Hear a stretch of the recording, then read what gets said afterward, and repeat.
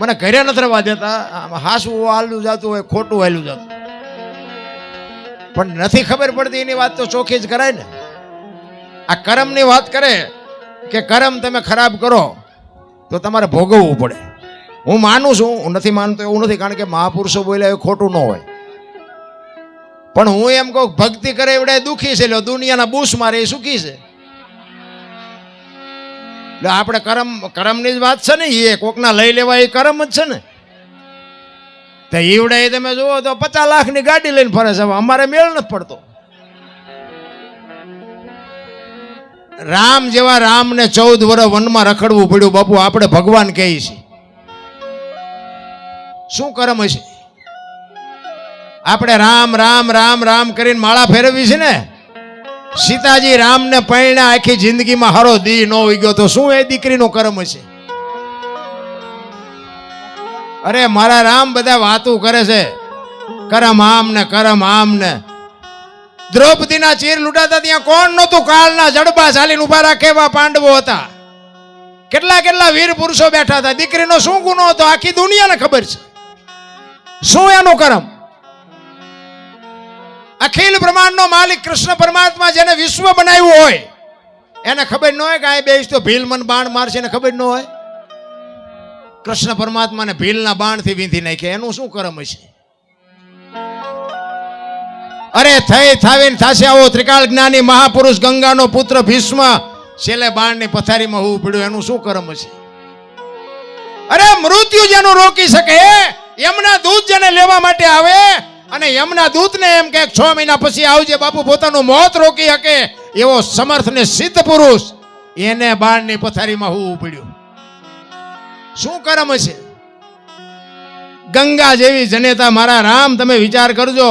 કૌરવ પાંડવોનું યુદ્ધ થયું ને, એક નાની એવી વાત ભીષ્મને કહે. આ માની વાત મારે કેવી છે. જોકે મને બાપુ દીકરીઓની વાતો કર્યું મને બહુ ગમે છે, પણ અમુક દીકરીઓ બાપુ ના, અમુક દીકરીઓના બાપુ પ્રસંગ હું સાંભળું છું ને, તે મને એમ થાય કે ઓહો. એક મા બાપે બાપુ નાની એવી દીકરી હોય, એના ઉછેર માટે મા બાપે કેટલી મહેનત કરી હોય. બધું એને લઈ આવ્યું હોય, ભણાવ્યું હોય, ગણાવ્યું હોય, એને કપડાં જે કીધા હોય કપડાં લીધા હોય, વાહન કીધું હોય વાહન લઈ દીધું, મોબાઈલ કીધું મોબાઈલ લઈ દે, અને એના કાળજા ઉપર પગ મૂકીને દીકરી બાપુ વહી જાય ને. અમુક દીકરીઓ બાપુ એમ કે આ મારા મા બાપ નથી, તેથી મા બાપના હૃદય ઉપર શું વીતતી છે ભલામણ. અરે હાથ જોડીને કહું છું કે બાપુ આવું પગલું ન ભરતા મારા બાપ. તમે જિંદગીમાં કોઈ દી ક્યાંય તમે છૂટી નહીં શકો રામ. અરે અમુક મા બાપ બાપુ એની આંખોમાં આહુડા હુકાતા નથી, એને રોકવા હોય તો રોકાતા નથી. શું બાપુ કેવા પગલા ભર્યા છે? મારો કહેવાનો અર્થ એ છે, સમય મળ્યો છે, આનંદ કરી લ્યો, મોજ કરી લ્યો. બાકી બાપુ તમે ધારો છો એટલી બધી જિંદગી હારી નથી રહ્યા. કૌરવ ને પાંડવો બે જયારે યુદ્ધમાં આવ્યા ને, 18 દિવસના યુદ્ધની રચના, બાપુ ભીષ્મને બધી ખબર હતી. આમાં કેટલા મરવાના છે, કોનો વિજય થવાનો છે, શું બનવાનું બધી ખબર હતી, પણ યુદ્ધ નો રોકી ગયો એવો સમર્થ પુરુષ. હામાં રથ આવીને ઉભા રહ્યા ને. કૃષ્ણ પરમાત્માને ભીષ્મ પિતા કહે છે. દુર્યોધનના પક્ષમાં છે, કૌરવના પક્ષમાં, અને કૃષ્ણ પરમાત્મા છે પાંડવના પક્ષમાં. ભીષ્મ પિતા કહે છે કૃષ્ણ પરમાત્માને કે કૃષ્ણ તમે જે પક્ષમાં હોય ને, પક્ષ કોઈ દી હારે નહીં, મને બધી ખબર છે, પણ આ દુર્યોધનનું મેં અનાજ ખાધું એટલે એનો સેનાપતિ બન્યા વગર મારે છૂટકો નથી. મને ખબર છે અમારો પરાજય જ થવાનો છે. ત્યારે કૃષ્ણ પરમાત્મા કહે છે ના દાદા, મારે કઈ હથિયાર બથિયાર ઉપાડવાના નથી, હું તો અર્જુનનો રથ લાવનાર સારથી છું, એ મથવાનું તમારે બેયને. ભીષ્મ પિતા મનમાં વિચાર કરે કે બીક તારી એકની જ લાગે છે ને, કે આમાં કોની તાકાત છે કે મને હરાવી શકે. ઈ કે તું હથિયાર ન ઉપાડી એવું કોઈ દી બને નહીં. અને કૃષ્ણ પરમાત્માએ પ્રતિજ્ઞા કરી કે કુરુક્ષેત્રના મેદાનમાં યુદ્ધ ગમે એવું જામે, હું હથિયાર નહીં ઉપાડું. આમ પાણી મૂક્યું અને તરત જ ભીષ્મ પિતાએ પ્રતિજ્ઞા કરી, હો ભાઈ, ઈ કે કુરુક્ષેત્રના મેદાનમાં બગડાટી બોલતી હોય, જો તને હથિયાર ન ઉપડાવું તો હું ભીષ્મ નહીં, જ્યાં લખું ત્યાં લખી લ્યો. કે અને ચોથા દિવસનું યુદ્ધ હતું ને, તેથી દુર્યોધન દાદા ભીષ્મને કહે છે કે દાદા તમે ખાવ છો મારું, મારા ભેગા રહ્યો છો, મારો રથ, મારા હથિયાર, અને અર્જુનને મારો એ તમારા ડાબા હાથનો ખેલ છે. 4 દી થી યુદ્ધ તમે અર્જુનને મારી ન શકો, આ તો કમાલ ન કહેવાય. અને આટલી વાત કરીને બાપુ રૂવાડા સમ સમ સમ સમ ભીષ્મના ઊભા થઈ ગયા હો. અને એ જ વખતે જાહેર કર્યું કે કાલ નપાંડવી પૃથ્વી કરી નાખું, પાંડવ જેવું નામ ન રવા દઉં કાલ. અને કૃષ્ણ પરમાત્માના બાપુ વાઠ્યા હોય તો લોકો દાદો બોલ્યો, કાલનું શું પરિણામ આવે કઈ કહેવાય નહીં. કારણ કે કૃષ્ણ પરમાત્મા અને સામે ભીષ્મ, એને ખબર ન હોય કે ભીષ્મની શું શક્તિ છે. રાતે પૂનમનો ચંદ્રમા ખીલ્યો છે, કુરુક્ષેત્રના મેદાનમાં કૃષ્ણ પરમાત્મા વાયા હાથ રાખી અને વિચાર કરીને રખડે છે મેદાનમાં. કે દાદા ભીષ્મ આવું બોલ્યા છે, કાલનું શું થશે એ વિચાર કરતા કરતા બધા પોતપોતાની સાવણીમાં હુતા છે, પણ કૃષ્ણ પરમાત્માને નીંદર નથી આવતી. એ મેદાનમાં રખડતા હતા, એમાં એક સ્ત્રીને જોવે છે. એક સ્ત્રી રાતે હોય છે, સફેદ વસ્ત્રો પહેર્યા છે. કૃષ્ણ પરમાત્માને થયું કે અત્યારે બૈરું કોણ આયા? અને અહીંયા જઈને કીધું કે માં કોણ છો? અને આમ બાપુ જોગમાં સફેદ વસ્ત્ર પહેરીને ઊભી થઈ. હો માં, એ કે હું ભીષ્મની માં ગંગા છું. હે કે ભીષ્મની માં છું, ગંગા છું. તો કે માં અટાણે અહીંયા શું કરો છો?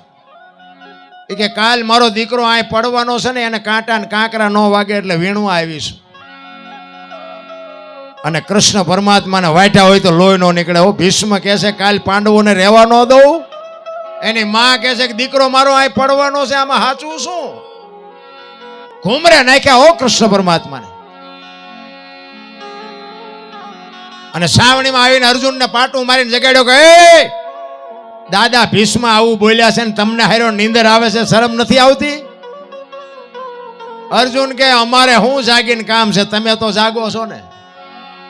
અને જેનો ધણી જાગતો હોય ને એને બાપુ આપણે બહુ ઉજાગરા કરવાની જરૂર ન હોય, જેની માથે ધણી જાગતો હોવો જોઈએ. અને એ જ વખતે કૃષ્ણએ અર્જુનને કીધું કે કાલ શિખંડીની આગેવાની રાખવાની, તારા રથ ઉપર તારી આગળ શિખંડીને રાખવાનો. અર્જુન કે અમે શું બંગડીયું પહેરી છે તે શિખંડીને રાખી? એ કે ભાઈ હું કહું એમ કરીને નાખે, ઓલો દડે રમે એવું કરી નાખશે, કોઈને નહીં રહેવા દે. હું તને જે કહું એ કરીને ભીષ્મને હું ઓળખું છું, તારી તાકાત છે, તું ભીષ્મને હરાવી હક? એ હામાં રથ આવ્યા ને અર્જુનના રથ ઉપર બાપુ શિખંડીને જોયો ને, ભીષ્મે તરત હથિયાર મૂકી દીધા કે હેઠ તમારી જાતના બાયલાઓ આવા રાંકા આગળ રાખીને મારી હારે લડવા આવો છો. એ હથિયાર મૂક્યા અને કૃષ્ણએ કીધું અર્જુનને કે હવે માર બાણ. કે પણ હથિયાર મૂકી દીધા. એ કે મૂકી દીધા એટલે જ કહું છું કે માર. અને રૂવે રૂવે બાણ માર્યા ને અને ભીષ્મ પડ્યા. અને એ જ વખતે બાપુ માં ભગવતી જોગમાયા ગંગા અહીંયા પ્રગટ થયો. હો ભાઈ, થકેલ ત્રાંબા જેવી આંખોને આમ કૃષ્ણ પરમાત્માની સામે જોઈને કીધું, મધુસૂદન મારા દીકરાને ત્યાં દગો કરીને માર્યો ને. બાકી અર્જુનની આગળ શિખંડીને રાખ્યો તો, પણ શિખંડીની જગ્યાએ કદાચ તું ઉભો હોત ને તોય તને ખબર પડત કે ગંગાના ધાવણમાં કેટલી તાકાત છે, કેવી જનેતા છે, કેવી માં છે. માં તો માં છે ભલા માણસ, પણ અત્યારે જે ફેશને દી ઉઠાડ્યો છે ભાઈ. હું તો બહેનોને કહું તમે પહેરો વાપરો, પૈસા હોય તો વાપરો, ખાઓ પીઓ, પણ દેહના પ્રદર્શન ન કરાય મારા બાપ. દેહના પ્રદર્શન ન હોય. તમે તો શક્તિ છો, શક્તિ મારા રામ. અખિલ બ્રહ્માંડના માલિકનો, વિશ્વનો જો કોઈ ધણી હોય ને તો બાપુ માં ભગવતી દેવી શક્તિ છે. દીકરી તો દીકરી છે ભલા માણા. પણ હવે અત્યારે એવો વાયરો વાયો છે ને કે હું બોલું ને દુનિયા સુધરી જાય એવું કઈ છે નહીં. પણ આ તો મારી વરાળું કાઢું છું. પણ કદાચ આમાંથી મારી વાત કોઈ બે દીકરીઓને કે બે દીકરાને જો મારી વાત અડી જાય, મને એમ થાય કે બસ મારી રાત સુધરી જાય. બાકી આપણો કોઈ બીજો ઈરાદો છે નહીં. મારે કોઈને વેરાગ નથી લગાડવો. હું તો બસ ગમે ત્યાં પ્રોગ્રામમાં જાઉં ને મને એમ થાય કે બે જણાને મારી વાત ગમે ને એટલે મને એમ થાય કે બસ મારી રાત સફળ થઈ ગઈ આજે. અને હું એક દીએ ઘરે હમણાં ભજન ગાતો તો મારો દીકરો છે, એને પૂછો તમે, એક દી મને માણા ઘરે મને એમ થાય કે મને સાંભળે છે, પ્રેમથી સાંભળે. અને બાપુ આપણી પાસે સાંભળે એવું જ છે. આમાંથી હું ગમે એટલું બોલું ને આમાંથી તમે ઘડિયાળમાં ન જોવું પડે, આપણને ખબર. જો તમને ભજનનો પ્રેમ હોય તો, અને ભજનમાં જો બેઠા હોય ને, તમારામાં જો ભજન બેહે ને તો બંગાહું ન આવે, સૂરજ નારાયણ ઉગે જો ભજનમાં હોય તો. એક બેન હતા ને બાજુના ગામમાં, કથા બેઠી હતી. એના ઘરવાળાને કે કથા સાંભળવા જવું, કે જાને ભાઈ હા સુધી નિરાય. જીયા બેન કથા સાંભળવા હા જે આવ્યા, એનો ઘરવાળો કે કથા સાંભળવા ગઈ હતી, કે હા, કે શું બાપુ વાંચતા હતા? એ કે માંડવા માંડવા માંડવા, કેટલા બધા માંડવા. એ કે પણ બાપુ શું વાત, કેવડા મોટા ચેપેલા ને કેટલું રાંધેલું ને કેટલું બધું માણા ખાતું હતું. પણ કે બાપુ શું વાંચતા હતા? એ તો કે મોટા મોટા સગડોળ ને મોટી મોટી સકડીઓ ને કેટલી રમકડાની દુકાનો. પણ એ કે બાપુ શું વાંચતા હતા? એ કે એટલા બધા માણામાં થોડું સંભળાય, નકરી બહાર બહાર જ રખડી. કથામાં બેઠી હોય તો કથા એનામાં બેહે ને. એમ આપણને નથી લાગતું આપણે હજી બહાર બહાર રખડતા હોય એવું નથી લાગતું? એક કાકા છે ને, કાકા કથામાં જતા, એટલે કથામાં નહીં, જાત્રામાં હાલીને તે ખાટલો ભેગો લઈ જાય, ભેગો ખાટલો લીધેલો.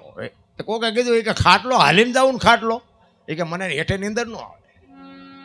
તે 100 કલાક ખાટલામાં હુવે ને 18 કલાક ખાટલો ઉપાડે. આપણને એવું નથી લાગતું? જોઈ છે 2 રોટલી ને વજન કેટલો ઉપાડવી આપણે, 18 કલાક નો ઉપાડતા એવું નથી લાગતું? માપે માપે હાલો. બાકી મારો નાથ કીડીને કણ હાથીને મણ બાપુ 1000 હાથ વાળો પૂરું કરે છે. ભલે આપણે પુરુષાર્થ કરવો પડે, એમાં કોઈ મારી ના નથી, પણ માપે માપે. આપણી પાસે કાંઈ નહોતું ને એટલું બધું આપ્યું. આવા મકાન આપણા ગઢાએ ભાડ્યા હતા. વરસાદ થાય તો આખા ઘરના બકડીયા લઈને રખડતા હોય, દંદુડિયું જ થતી હોય, એટલે હું ઉચારે 3 માળના મકાન છે તો સંતોષ નથી ભલામણ. મારો કહેવાનો મિનિંગ કંઈક બાપુ માપ તો હોય ને. પછી હજી લાય ત્યાં ફડાઈ ગયો, ફૂટી જાય ગયા. તો આ ભેગું કરી ખાવાનું કોને, ક્યારે? પછી વાયા જો પરજા હારી હોય તો વાંધો નહીં, નાખે તો જુગારમાં 2 બાઈટમાં પૂરું કરી નાખે.